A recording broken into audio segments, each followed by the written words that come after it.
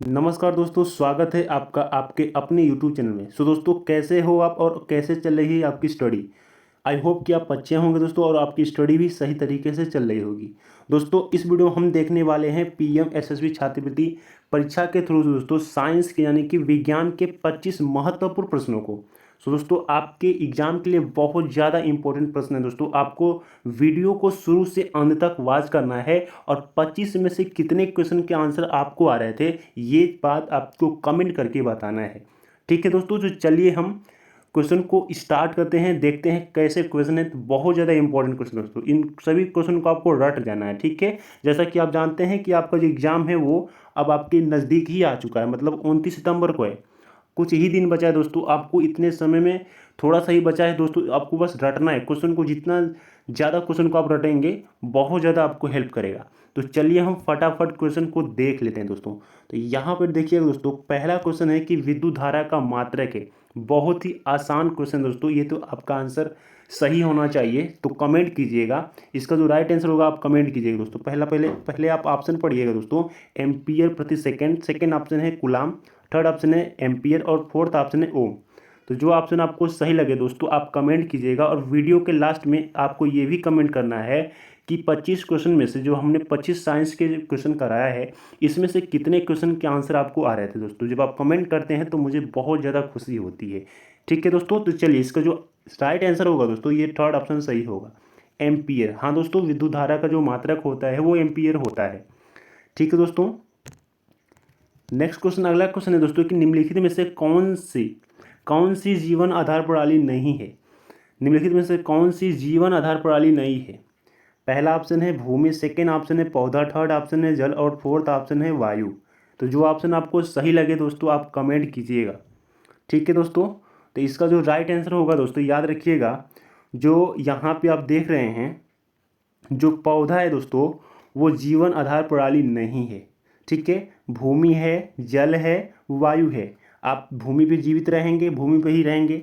जल नहीं रहेगा तो आप जीवित नहीं रह पाओगे, वायु नहीं रहेगा तो आप जीवित नहीं रह पाएंगे। ठीक है दोस्तों, तो चलिए अगला क्वेश्चन देखिएगा दोस्तों। अगला क्वेश्चन दोस्तों कि अरहर है यानी कि जो अरहर फसल है वो कैसी फसल है। ठीक है, तो यहाँ आप देखिए, पहला है मिलेट फसल, रेशेदार फसल, जड़दार फसल, कंड वाली फसल। तो जो अरहर है दोस्तों कैसी फसल है दोस्तों, तो याद रखिएगा जो अरहर यानी कि जो तूर है वो एक मिलेट फसल है। ठीक है दोस्तों, याद रखिएगा, बहुत ज़्यादा इंपॉर्टेंट क्वेश्चन है दोस्तों। आपको सभी क्वेश्चन को ध्यान रखना है, कहीं ना कहीं आपको बहुत ज़्यादा हेल्प करेंगे। ओके दोस्तों, चलिए तो अगला क्वेश्चन देखिएगा दोस्तों, निम्नलिखित में से कौन सा ऊर्जा का नवीकरणीय स्रोत है। सॉरी दोस्तों, नहीं है। ठीक है, निम्न में से कौन सा जो है, कौन सा ऊर्जा का नवीकरणीय स्रोत नहीं है दोस्तों। ऑप्शन है जल, सेकेंड ऑप्शन है पवन, थर्ड ऑप्शन है अवशिष्ट पदार्थ और फोर्थ ऑप्शन है लकड़ी। तो इसका जो राइट आंसर होगा दोस्तों याद रखिएगा, याद क्या रखना है आप समझ ही सकते हैं, लकड़ी है। ठीक है, ये नवीकरणीय स्रोत नहीं है। बाकी जल, पवन, अवशिष्ट पदार्थ ये सभी नवीकरणीय स्रोत हैं। ओके दोस्तों, ऊर्जा के नवीकरणीय स्रोत हैं। ओके, ठीक है दोस्तों, चलिए अगला क्वेश्चन देखिएगा दोस्तों। अगला क्वेश्चन है कि निम्नलिखित में से कौन सा यौगिक के लिए सत्य नहीं है। इसमें से कौन सा कथन जो है यौगिक के लिए सत्य नहीं है। ठीक है, पहला ऑप्शन देखिएगा, अपने घटकों के गुण का प्रदर्शन। सेकेंड ऑप्शन है कि घटक नियत, जो घटक है वो नियत अनुपात में उपस्थित होते हैं। सेकेंड है कि घटकों को सरल साधनों से पृथक नहीं किया जा सकता। और फोर्थ ऑप्शन है कि घटकों को रासायनिक विधियों से एक साथ जोड़ा जाता है। दोस्तों, जो ऑप्शन आपको सही लगे आप कमेंट कीजिएगा। मतलब इस क्वेश्चन का मतलब है कि यौगिक के लिए कौन सा वाक्य गलत है। तो याद रखिएगा, जो यौगिक के लिए, देखिए यौगिक के लिए ये घटक जो है, ये जो घटक होते हैं यौगिक में वो नियत अनुपात में उपस्थित होते हैं और वो घटकों को सरल साधनों से पृथक नहीं किया जा सकता। घटकों को रासायनिक विधियों से जो एक साथ जोड़ा जाता है, मतलब ये तीनों वाक्य सही हैं दोस्तों। ठीक है, ये तीनों वाक्य सही हैं। यहाँ पे कह रहा है कि कौन असत्य है, मतलब कौन सत्य नहीं है। तो जो पहला ऑप्शन दोस्तों वो आपका राइट होगा, मतलब अपने घटकों के गुण का प्रदर्शन, ये गलत है। ठीक है, ये अपने गुण के घटकों का प्रदर्शन नहीं करते हैं। ठीक है, सत्य नहीं है, तो पहला ऑप्शन सत्य नहीं है। ओके दोस्तों, चलिए अगला क्वेश्चन देखिएगा दोस्तों। अगला क्वेश्चन है कि यदि किसी वस्तु को उत्तल लेंस के फोकस पर रख दिया जाए तो प्रतिबिंब कहाँ बनेगा। याद रखिएगा दोस्तों, लेंस की बात कर रहा है, ना कि आपके दर्पण का। ठीक है, आपके उत्तल लेंस की बात कर रहा है दोस्तों। ठीक है, क्वेश्चन पढ़िएगा एक बार और। किसी वस्तु को उत्तल लेंस के फोकस पर रख दिया जाए, कहाँ दोस्तों, तो फोकस पे, तो जो प्रतिबिंब बनेगा वो कहाँ बनेगा। ऑप्शन है दूसरी ओर फोकस पर, सेकेंड ऑप्शन है दूसरी ओर एफ और सी के बीच में, थर्ड ऑप्शन है दूसरी ओर रहेगा, दूसरी ओर असीमता पर यानी कि अनंत पर, और फोर्थ ऑप्शन है फोकस तथा लेंस के बीच, वो भी उसी ओर। तो जो ऑप्शन आपको सही लगे दोस्तों आप कमेंट कीजिएगा, और वीडियो के लास्ट में आप ये कमेंट करना ना भूलिएगा कि 25 में से कितने सवाल आपको आ रहे थे दोस्तों। आपको ये रिप्लाई जरूर, सॉरी, आपको इसका कमेंट ज़रूर करना है। ओके दोस्तों, ध्यान दीजिए दोस्तों, इसका जो राइट आंसर होगा वो होगा थर्ड ऑप्शन सही होगा दोस्तों। याद रखिएगा, दूसरी ओर असीमता मतलब कि अनंत पे बनेगा।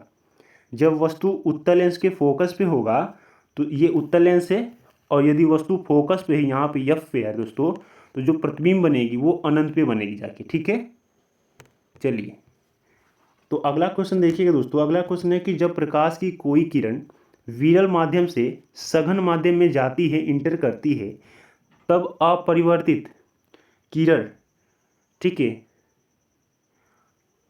यहाँ पे अपरिवर्तित नहीं रहेगा दोस्तों, अपवर्तित रहेगा। ठीक है, अपवर्तित किरण, अपवर्तित किरण क्या हो जाती है, अविलंब की ओर झुक जाती है। सेकेंड ऑप्शन है अविलंब के सहारे गुजर जाती है, थर्ड ऑप्शन है सीधे गुजर जाती है, और फोर्थ ऑप्शन है अविलंब से दूर, हाँ, अविलंब से दूर गुजर जाती है। तो जो ऑप्शन आपको सही लगे दोस्तों आप कमेंट कीजिएगा। तो इसका जो राइट आंसर होगा दोस्तों, याद रखिएगा, प्रकाश की किरण होती है, यदि विरल माध्यम से सघन माध्यम में जाएगी तो वो अविलंब की ओर क्या हो जाएगी, झुक जाएगी। अविलंब की ओर क्या हो जाएगी दोस्तों, झुक जाएगी। यदि सघन से विरल में जाए तो अविलंब से दूर भागेगी। ठीक है, लेकिन जब सघन की ओर जा रही है, विरल से सघन की ओर जाएगी, तो अविलंब की ओर क्या हो जाएगी दोस्तों, झुक जाएगी। याद रखिएगा, यानी कि पहला ऑप्शन क्या होगा आपका, राइट होगा। ठीक है दोस्तों, ओके दोस्तों, चलिए अगला क्वेश्चन देखिएगा दोस्तों। निम्नलिखित में से कौन सी गेहूं की अच्छी फसल देने वाली किस्म है। गेहूं की वो कौन सी किस्म है जो अच्छी फसल देती है। पहला है सोनालिका, सेकंड ऑप्शन है बाला, थर्ड ऑप्शन है मुक्तावेशी, और फोर्थ ऑप्शन है रंजीत। जो ऑप्शन आपको सही लगे दोस्तों कमेंट कीजिएगा, और वीडियो आपको कैसी लग रही है दोस्तों, यदि हेल्पफुल है तो प्लीज़ दोस्तों आप लाइक कीजिए। लाइक करेंगे तो ऐसे ही वीडियो आपको डेली रूटीन पे आपको प्रोवाइड किया जाएगा। ओके, आप यदि नहीं रिस्पॉन्स देंगे तो मुझे वीडियो अपलोड करने में कोई खुशी ही नहीं होगी। यदि आप रिस्पॉन्स देते हैं, वीडियो को लाइक करते हैं, लाइक वगैरह मिलेगा तो मुझे जो कहीं ना कहीं वीडियो अपलोड करने में, ठीक है, आपके लिए कंटेंट तैयार करने में, हम तो मेहनत करते ही हैं, मेहनत करने से पीछे क्यों हटेंगे भाई। आप केवल सपोर्ट कीजिए। ओके, तो याद रखिएगा इस क्वेश्चन का जो आंसर होगा, गेहूं की जो सबसे अच्छी फसल देने वाली जो किस्म है वो है सोनालिका। ठीक है, सोनालिका। ओके दोस्तों, चलिए अगला क्वेश्चन देखिएगा दोस्तों। अगला प्रश्न है कि निम्नलिखित प्रतिरोध संयोजन का तुल्यांक प्रतिरोध कितना होगा, यानी कि तुल्य प्रतिरोध की बात कर रहा है दोस्तों। यहाँ पे आप देख सकते हैं ये है आपका सर्किट, और उसमें ये दिया है आपके रेजिस्टेंस दिया है, यानी कि आपका प्रतिरोध दिया है। इसको सॉल्व करके तुल्य प्रतिरोध निकालना है, और ऑप्शन आपके पास देख सकते हैं, 4 ऑप्शन आपके पास दिए गए हैं। आप ईमानदारी से इसको सॉल्व कीजिए और ईमानदारी से बताइए। हम अभी आंसर आपको बताने जा रहे हैं, पहले आप सॉल्व करके बताइए कि कितना होगा। बहुत ही आसान क्वेश्चन है, इसको सॉल्व करके बताइए कितना होगा। ईमानदारी से बताइएगा दोस्तों। चलिए इसका जो राइट आंसर होगा अभी हम बता दे रहे हैं। देखिए, ये देखिए यहाँ पे दो ओम है, और ये जो 2 ओम है ये किस श्रेणी में है दोस्तों, तो ये समांतर श्रेणी में है। याद रखिएगा, और समांतर श्रेणी का सूत्र क्या होता है, 1/r इज इक्वल टू होता है 1/r1 प्लस 1/r2। ओके दोस्तों, तो क्या होगा 1/r इज इक्वल टू हम लिखेंगे 1 में ये हो जाएगा 2 प्लस 1/2। तो ये आधा और ये आधा जब जुड़ेंगे आधा आधा तो 1 हो जाएगा, ठीक है। क्या हो जाएगा 1। तो याद रखिएगा इसका जो मान निकला है वो कितना निकला है 1। अब यहाँ पे ये 1 ओम हो गया और ये 1 ओम, ये दोनों किस में हो जाएंगे, तो श्रेणी क्रम में हो जाएंगे। और श्रेणी क्रम में सूत्र क्या होता है, श्रेणी क्रम में सूत्र होता है R equal to R1 plus R2। Okay, मतलब दोनों जुड़ जाएंगे। तो यहाँ पे जो ओम निकला है 1 ओम, इन दोनों का तुल्य और ये ओम जब दोनों जुड़ेंगे तो कितना हो जाएगा 2 ओम आपका फाइनल आंसर होगा। याद रखिएगा 2 ओम आपका फाइनल आंसर होगा, ठीक है। तो ऑप्शन यहाँ पर देखिए जो थर्ड ऑप्शन है वो राइट है। बहुत ही आसान क्वेश्चन था दोस्तों।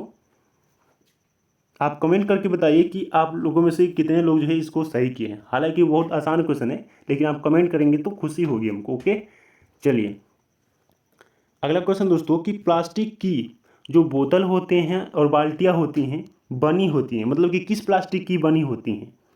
बोतल और बाल्टियाँ किस प्लास्टिक की बनी होती हैं दोस्तों। ऑप्शन है पॉलीथीन की, नायलॉन की, पॉलीविनाइल क्लोराइड की, और फोर्थ ऑप्शन है फिनाल फॉर्मेल्डिहाइड रेजिन की। तो जो ऑप्शन आपको राइट लगे, सही लगे, आप कमेंट कीजिएगा दोस्तों। इसका जो सही आंसर होगा दोस्तों यहाँ पे ऑप्शन थर्ड सही होगा, यानी कि पॉलीविनाइल क्लोराइड की। यानी कि जो बाल्टियाँ होती हैं, जो बोतल होते हैं, बाल्टियाँ और बोतल जो प्लास्टिक होता है उस प्लास्टिक का नाम है polyvinyl chloride. Okay, polyvinyl chloride.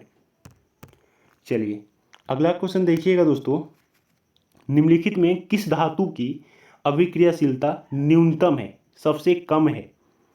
पहला है कापर, सेकंड ऑप्शन है पोटेशियम और थर्ड ऑप्शन है सिल्वर, फोर्थ ऑप्शन है प्लेटिनम। तो इसका जो राइट आंसर होगा दोस्तों वो होगा आपका प्लेटिनम। हाँ दोस्तों, जो प्लेटिनम है इसका जो अभिक्रियाशीलता है बहुत कम होता है, ठीक है। ये क्रिया ही नहीं करता है किसी से, ठीक है। ओके दोस्तों, ये जो है इसके अलावा बता दें जो प्लेटिनम होता है, इसके अलावा जो सोना होता है Au, ये दोनों तत्व होते हैं। कैसे तत्व होते हैं, ये स्वतंत्र रूप से पाए जाते हैं, प्रकृति में स्वतंत्र रूप से पाए जाते हैं, ठीक है। चलिए अगला क्वेश्चन देखिएगा दोस्तों। अगला क्वेश्चन है कि कॉपर के सल्फाइड अयस्क का सांद्रण किस विधि से किया जाता है। कॉपर के सल्फाइड अयस्क का सांद्रण किस विधि से किया जाता है। पहला ऑप्शन है विद्युत चुम्बकीय पृथक्करण द्वारा, सेकंड ऑप्शन है द्रव चालित धुलाई द्वारा, थर्ड ऑप्शन है फेन प्लावन प्रक्रम द्वारा, और फोर्थ ऑप्शन है गुरुत्वीय पृथक्करण द्वारा। तो इसका जो राइट आंसर होगा दोस्तों, याद रखिएगा इसका जो राइट आंसर होगा वो ऑप्शन थर्ड होगा, मतलब कि फेन प्लावन प्रक्रम द्वारा। यानी कि कॉपर के सल्फाइडों को, ठीक है, सांद्रण किस विधि द्वारा किया जाता है, तो फेन प्लावन प्रक्रम द्वारा। ओके, ठीक है। चलिए अगला क्वेश्चन दोस्तों, हेमेटाइट अयस्क से आयरन के निष्कर्षण में किस गालक का उपयोग किया जाता है, ठीक है। जो हेमेटाइट अयस्क है उसमें से यदि हमको निकालना है किसको, आयरन को। हेमेटाइट किसका अयस्क है, तो आयरन का अयस्क, या तो आप जानते ही हैं कि लोहे का अयस्क है। तो यदि उसमें से लोहा निकालना है तो किस गालक का प्रयोग करना होगा। ऑप्शन है चूना पत्थर, second option silica, third option है कोक, और फोर्थ ऑप्शन है फेल्सपार। हाँ, फेल्सपार है। तो जो ऑप्शन आपको सही लगे दोस्तों आप कमेंट कीजिएगा। तो याद रखिएगा दोस्तों, हेमेटाइट अयस्क से यदि आपको लोहा निकालना है, आयरन को निकालना है, तो वहाँ पे गालक का कार्य करेगा चूना पत्थर, यानी कि कैल्शियम कार्बोनेट, ठीक है। कैल्शियम कार्बोनेट, इसका जो सूत्र होगा कैल्शियम कार्बोनेट होगा, ठीक है। ओके दोस्तों, चलिए अगला क्वेश्चन देखिएगा दोस्तों। अगला क्वेश्चन है कि ऐसी विधि को क्या कहते हैं जिसमें एक ही पदार्थ के छोटे अणु संयोग करके एक अधिक अणु द्रव्यमान का अणु बनाते हैं। इसको अच्छे से रीड कीजिए दोस्तों। ऐसी विधि को क्या कहते हैं जिसमें एक ही पदार्थ के छोटे अणु, ठीक है, छोटे अणु संयोग करके अधिक अणु यानी कि बड़े अणु द्रव्यमान का अणु बनाते हैं, यानी कि छोटे से बड़े बनाते हैं। ऑप्शन पढ़िएगा, संघनन द्वारा, बहुलीकरण, श्रृंखलन, इनमें से कोई नहीं। तो याद रखिए इसका जो राइट आंसर होगा दोस्तों वो संघनन होगा दोस्तों, ठीक है। इसमें छोटे छोटे अणु मिल के जुड़ के क्या हो जाते हैं, संयोग करके बड़े अणु का निर्माण करते हैं। ओके, ठीक है, किसमें, तो संघनन में। चलिए अगला क्वेश्चन देखिए दोस्तों, किसी अभिनेत्र लेंस की फोकस दूरी में परिवर्तन विभिन्न स्थानों पर स्थित बिंदुओं के प्रतिबिंब को स्पष्ट देखने के लिए किसके द्वारा किया जाता है। अभिनेत्र लेंस की फोकस दूरी में जो परिवर्तन होता है, विभिन्न स्थानों पर जो परिवर्तन होता है, तो कोई भी वस्तु को प्रतिबिंब देखना है, स्पष्ट प्रतिबिंब देखना है, तो उसके लिए ये कार्य कौन करता है, यानी कि फोकस दूरी को परिवर्तित समय समय पर परिवर्तित कौन करता है। इस क्वेश्चन का कहने का मतलब यही है दोस्तों। ऑप्शन है रेटिना, सेकंड ऑप्शन है पश्चमाभी पेशिया, और थर्ड ऑप्शन है कार्निया, फोर्थ ऑप्शन है पुतली। तो याद रखिएगा इसका जो राइट आंसर होगा दोस्तों वो सेकंड ऑप्शन सही होगा, पश्चमाभी पेशियाँ। हाँ दोस्तों, ये पश्चमाभी पेशियाँ क्या करती हैं, परिवर्तन। देखिए आवश्यकता के अनुसार जो है फोकस दूरी को क्या करती है, परिवर्तित करती हैं। किसी भी वस्तु का स्पष्ट प्रतिबिंब देखने के लिए जो पश्चमाभी पेशियाँ होती हैं, आवश्यकता के अनुसार उसको क्या करती हैं, कम बेसी करती हैं, मतलब फोकस दूरी को परिवर्तित करती हैं।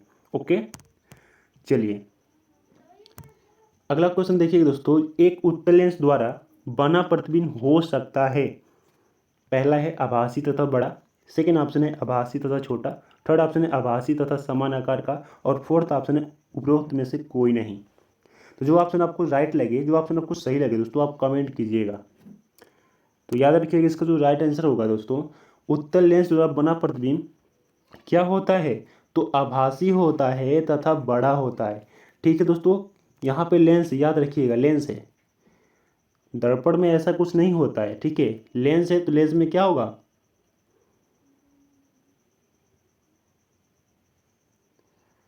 नहीं नहीं ऐसा नहीं, लेंस है दोस्तों, यहाँ पर गड़बड़ हो गया। देखिए जो क्वेश्चन था वो दर्पण का था, लेकिन यहाँ पे मिस्टेक, इसलिए ये क्वेश्चन थोड़ा सा चेंज हो गया। देखिए उत्तल लेंस की बात कर रहा है, एक उत्तल लेंस द्वारा बना प्रतिबिंब हो सकता है तो आभासी, आभासी तथा छोटा, ऐसा नहीं है।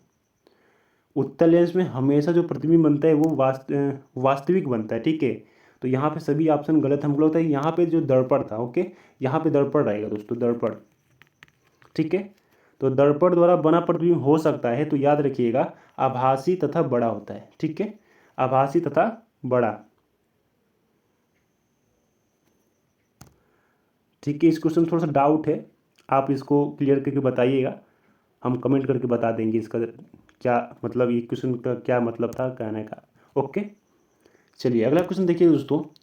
किसी चुंबक में अधिकतम चुंबकत्व कहाँ होता है, किसी चुंबक में अधिकतम चुंबकत्व कहाँ होता है। ऑप्शन है उसके सिरों पर, मध्य में, केंद्रीय ऊर्ध्वाधर रेखा पर, चुंबकीय अक्ष के समांतर क्षैतिज रेखा पर। तो ये तो क्वेश्चन बिल्कुल आसान है दोस्तों। याद रखिएगा जो चुंबक होते हैं उसमें अधिकतम चुंबकत्व कहाँ होता है, तो उसके सिरों पर होता है। ओके, ये चुंबक है, ये नॉर्थ है और ये साउथ पोल है। तो सबसे ज़्यादा चुंबकत्व की बात करें तो उसके जो ये होता है सिरा, उसी पर होता है। ओके, चलिए अगला क्वेश्चन देखिएगा। इकाई क्षेत्रफल पर पड़ने वाले प्ररोध को क्या कहते हैं। ठीक है, इकाई क्षेत्रफल पर पड़ने वाले इकाई क्षेत्रफल पर पड़ने वाले जो प्ररोध होता है, यानी कि जो बल होता है, उसको क्या कहते हैं। ऑप्शन पढ़िएगा, बल कहते हैं, कार्य कहते हैं, ऊर्जा कहते हैं कि दाब कहते हैं। तो याद रखिएगा इकाई क्षेत्रफल पर जो पड़ने वाला प्ररोध होता है, यानी जो बल होता है, उसको हम क्या कहते हैं, दाब कहते हैं। ओके दोस्तों, आई होप कि आप समझ गए होंगे, आसान ही क्वेश्चन था, ज़्यादा टफ नहीं था दोस्तों। ठीक है, नेक्स्ट क्वेश्चन दोस्तों कि वास, यहाँ पे वास नहीं होगा, यहाँ पे थोड़ा सा टाइपिंग में थोड़ा सा मिस्टेक हुई है, यहाँ पे रहेगा वसा। ठीक है, क्या रहेगा, वसा रहेगा। ठीक है, वसा विलेय होते हैं, जो वसा है वो विलेय होते हैं, किसमें, जल में कि ईथर में कि मिट्टी के तेल में कि नाइट्रिक अम्ल में। जो ऑप्शन आपको राइट लगे आप कमेंट कीजिएगा। तो याद रखिएगा जो वसा विलेय किसमें होते हैं, तो जल में विलेय होते हैं। ठीक है, नहीं नहीं नहीं, यहाँ पे थोड़ा सा मिस्टेक। देखिए जो वसा है वो जल में विलय नहीं होते हैं, जल में तो विटामिन सी विलय होता है।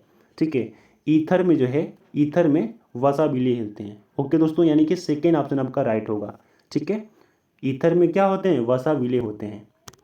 ठीक है दोस्तों, चलिए अगला क्वेश्चन देखिएगा।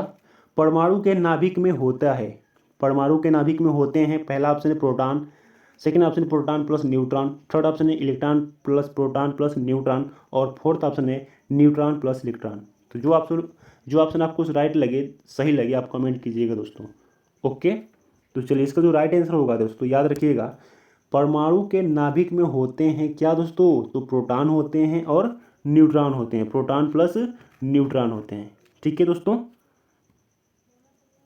ओके दोस्तों। चलिए अगला क्वेश्चन देखिएगा दोस्तों। अगला क्वेश्चन है कि शरीर में हीमोग्लोबिन का कार्य होता है, यानी कि शरीर में हीमोग्लोबिन का कार्य क्या होता है दोस्तों? ऑक्सीजन का संवहन, बैक्टीरिया को नष्ट करना, रक्तलपता को रक्तलपता को रोकना, लौह का उपयोग। तो शरीर में हीमोग्लोबिन का क्या कार्य होता है? याद रखिएगा, शरीर में हीमोग्लोबिन का कार्य होता है ऑक्सीजन का संवहन करना। ओके दोस्तों, ऑक्सीजन का क्या करना? संवहन करना, यानी कि आपका जो पहला ऑप्शन होगा वो सही होगा। चलिए अगला क्वेश्चन देखिए दोस्तों। निम्नलिखित में से कौन सा अस्थायी कण है? पहला ऑप्शन है इलेक्ट्रॉन, सेकंड ऑप्शन है प्रोटॉन, थर्ड ऑप्शन है न्यूट्रॉन और ये सभी।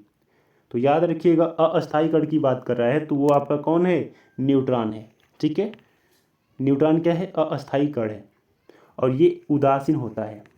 ठीक है, इलेक्ट्रॉन ऋणावेशित होता है, प्रोटॉन धनावेशित होता है। ठीक है, लेकिन ये जो न्यूट्रॉन होता है ये न्यूट्रल होता है।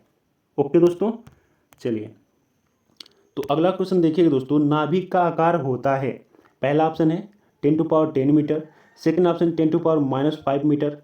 ठीक है, और थर्ड ऑप्शन है 10⁻−9 मीटर और फोर्थ ऑप्शन है 10⁻−15 मीटर। यहाँ पे माइनस होगा दोस्तों, माइनस लगाना हमने टाइपिंग में थोड़ा सा भूल गया है। ओके, भूल गए हैं टाइपिंग में।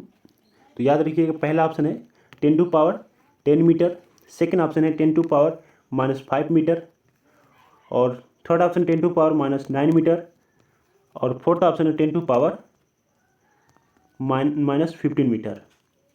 तो जो ऑप्शन आपको राइट लगे आप कमेंट कीजिएगा दोस्तों ज़रूर। तो याद रखिएगा इसको जो सही आंसर होगा दोस्तों ऑप्शन चौथा होगा, यानी कि आपका चौथा ऑप्शन सही होगा, 10⁻−15 मीटर। ये क्या होता है? तो नाभिक का क्या होता है? आकार होता है। ओके दोस्तों, चलिए अगला क्वेश्चन है दोस्तों कि चैडविक ने किसकी खोज की थी? चैडविक ने किसकी खोज की थी दोस्तों? पहला ऑप्शन न्यूट्रॉन की, सेकंड ऑप्शन प्रोटॉन की, थर्ड ऑप्शन इलेक्ट्रॉन की और फोर्थ ऑप्शन है पॉजिट्रॉन की। तो इसका जो राइट आंसर होगा दोस्तों, आई होप कि आप इस क्वेश्चन का आंसर आपको मालूम होगा। यदि मालूम है तो दोस्तों प्लीज़ दोस्तों आप कमेंट करके बताइए। ठीक है, आपके कमेंट को हम बार बार पढ़ते हैं, बहुत खुशी होती है। ठीक है, तो याद रखिए चैडविक ने किसकी खोज की थी? तो यहाँ आप देखिएगा ऑप्शन जो पहला ऑप्शन है वो आपका राइट है, यानी कि न्यूट्रॉन की। ठीक है दोस्तों, ओके दोस्तों।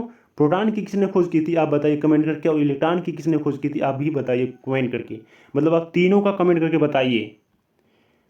और इसका जो ट्रिक है, ईटा पर गिरकर नाच, ये जो ट्रिक है बहुत ज़्यादा पॉपुलर है। आप जो है प्रोटॉन और इलेक्ट्रॉन दोनों के खोजकर्ता के नाम बताएंगे। ओके दोस्तों, हम आपके कमेंट का इंतजार करेंगे। ओके दोस्तों, अगला क्वेश्चन देखिए दोस्तों। गोबर गैस में मुख्य रूप से पाई जाती है, यानी कि गोबर गैस में क्या पाई जाती है? क्लोरीन पाई जाती है कि हाइड्रोजन पाई जाती है कि एथिलीन पाई जाती है कि मेथेन पाई जाती है? जो ऑप्शन आपको सही लगे दोस्तों आप कमेंट कीजिएगा दोस्तों। ओके, और वीडियो आपको कैसी लग रही है दोस्तों? आप यदि अच्छी लग रही है तो आप लाइक कीजिए, अच्छी नहीं भी लग रही है तो लाइक ही कीजिए। ठीक है, क्योंकि एजुकेशनल वीडियो है, एजुकेशनल वीडियो क्या ही डिसलाइक किया जाए, है ना। गोबर गैस जो होता है उसमें क्या पाया जाता है? तो याद रखिएगा गोबर गैस में क्या पाई जाती है दोस्तों? मेथेन पाई जाती है। और याद रखिएगा मेथेन को ही गोबर गैस कहा जाता है। इसके अलावा इसको मार्स गैस भी कहा जाता है। ठीक है, इसको मार्स गैस भी कहा जाता है। ठीक है दोस्तों, और इसका सूत्र क्या होता है? तो CH4 होता है। ठीक, ओके दोस्तों, तो आज के लिए इतना ही दोस्तों। मिलेंगे आपसे नेक्स्ट वीडियो में। अगला जो वीडियो होगा वो साइंस का ही होगा। ठीक है, ये वीडियो आपको कैसी लगी दोस्तों कमेंट करके बताइए। और आपको ये भी बताना है कि आपने जो है 25 क्वेश्चन जो आपने देखा है वीडियो 25 क्वेश्चन का, इसमें से कितने क्वेश्चन का आंसर आपको मालूम था? ठीक है, कि आपको 20 आंसर मालूम था कि 25, 22 था कि 25 था?